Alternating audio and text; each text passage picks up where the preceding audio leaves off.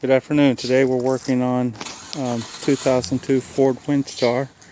In this video we're going to look at a water leak we're having. It's kind of a unique leak. Let's put some water in here and see if we see where it's coming from.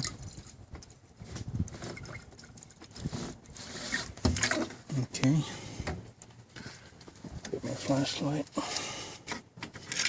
It's kind of hard to see.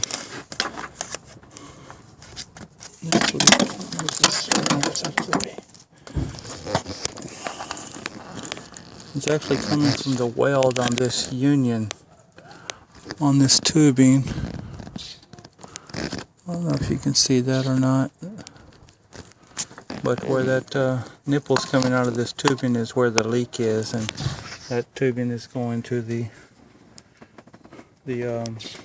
fill container here, the reservoir, and it's also coming off of the water pump bypass line, which goes to the heater hoses, and it runs under the intake. So this is going to be a unique repair. I've already started working on it. All of the plenum bolts are 10 millimeter. You're going to need a 10 millimeter deep because some of them have studs on them. Some of them have pretty large studs.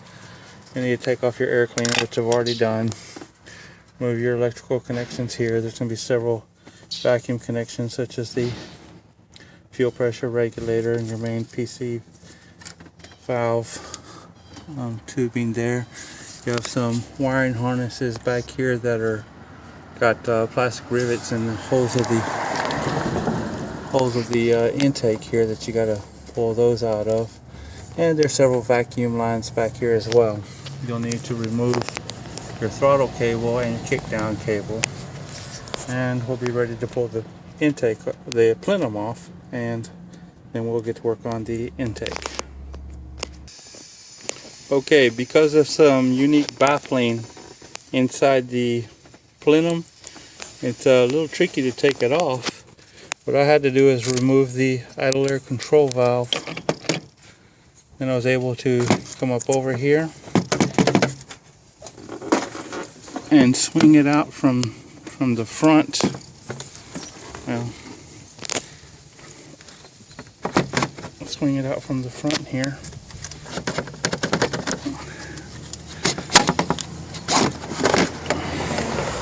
Like that, to get it out because of all of this unique baffling on this piece here. You can't really just lift it right off. There's not enough clearance between the cowling here.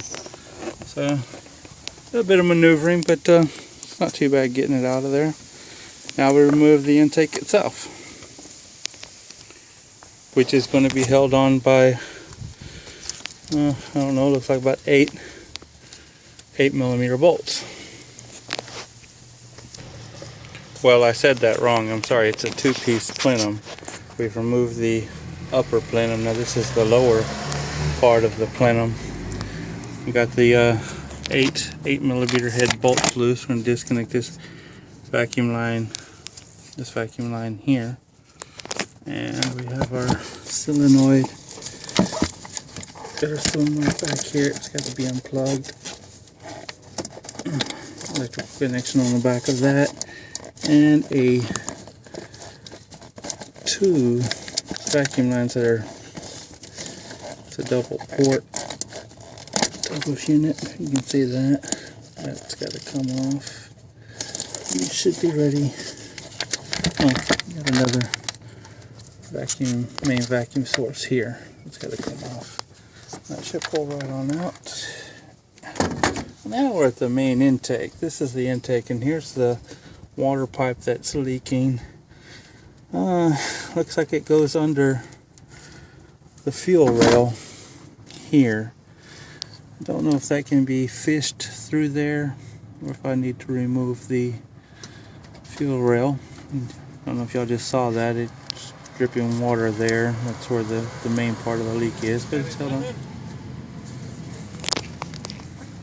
Yeah, it was dripping right here. The main leak there, goes dripping again. So anyway, that's the big and small of the whole thing. But it looks like we might have to remove the fuel rail. I'll let you guys know. Thanks for watching. Subscribe. Bye. Hey YouTube, sorry I said goodbye too soon. I want to show you this. It's also leaking. You can probably see that pretty clear. See where it's cracked? It's got two leaks. This here is where the tubing splits and goes to the heater hoses. One going that way, one coming back from the water pump. But that weld is completely broken. I think you can see that. And you can see this rust color around this area. Lets you know that it probably was leaking before the engine was installed. So hopefully this is a good engine. Hasn't been fired up yet, but we'll give it a go. And as always, thanks for watching. Have a great day.